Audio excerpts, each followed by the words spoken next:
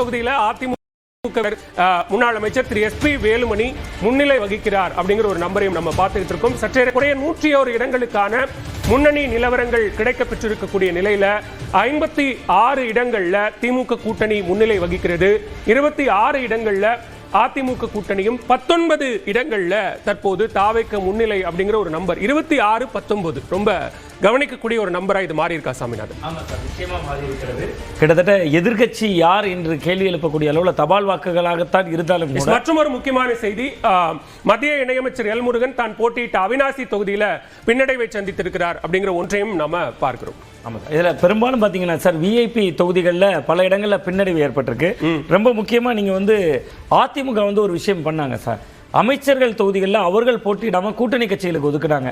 அந்த இடத்துல எல்லாம் கூட்டணி கட்சிகளை பொருட்படுத்தாமல் மக்கள் தாவேக்காவை நோக்கி நகர்ந்திருக்கிறதையும் பார்க்க முடியுது.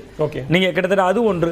இன்னொன்று மிக முக்கியமா நம்ம அண்மை காலமாக கடந்த விவாதங்களை சொல்லிட்டு இருக்கோம், தொடர்ச்சியா தமிழ்நாட்டில் இந்த தேர்தலில் பாஜக நாம் தமிழர் ஒருங்கிணைப்பாளர் சீமான் போட்டியிட்ட காரைக்குடி தொகுதியில் அவர் பின்னடைவை சந்தித்திருக்கிறார் அப்படிங்கிற ஒன்றை பார்க்கிறோம். அங்க பொறுத்தவரைக்கும் அமமுக வேட்பாளர் தேர்போகி பாண்டி ஒரு நேரடி போட்டியாக இருந்தார். அதை தாண்டி தாவேக்க சார்பில் பிரபு அங்கு களம் கண்ட ஒரு வேட்பாளரை நம்ம பார்த்தோம். அந்த வகையில் நாம் தமிழர் ஒருங்கிணைப்பாளர் சீமான் தான் போட்டியிட்ட காரைக்குடி தொகுதியில் பின்னடைவை சந்தித்திருக்கிறார் அப்படிங்கிற ஒன்றையும் நம்ம பார்க்கிறோம். தற்போது மின்னணு வாக்குப்பதிவு எந்திரங்களின் அடிப்படையிலான முதல் சுற்று முன்னணி நிலவரங்களை பார்த்துக் கொண்டிருக்கிறோம். நம்பர் மாறி இருக்கு சாமிநாதன், 27-20 அப்படிங்கிற அளவுல முன்னணி நிலவரங்கள் இருக்கு.